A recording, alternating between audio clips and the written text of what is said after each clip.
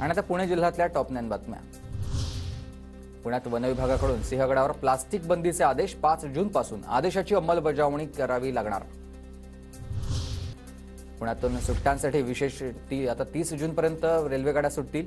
प्रवाशांच्या सोयीसाठी अनेक रेल्वेगाड्यांच्या फेऱ्यांमध्ये वाढ करण्यात येणार।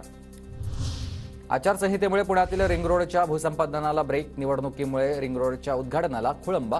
भूसंपादन प्रक्रियेसाठी आचारसंहिता संपण्याची वाट पाहावी लागणार।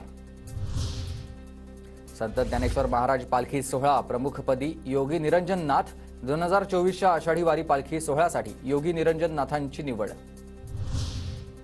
पुण्यात लाच घेताना ग्रामसेवक एसीबीच्या जाळ्यामध्ये। वडिलोपार्जित मिळकतीच्या नोंदीची दुरुस्ती करण्यासाठी 5,000 रुपयांची लाच घेताना कारवाई। पुण्यात चक्क जिल्हाधिकारी कार्यालयात चोरी। चोरट्यांकडून जिल्हाधिकारी कार्यालयातील कम्प्युटर लंपास।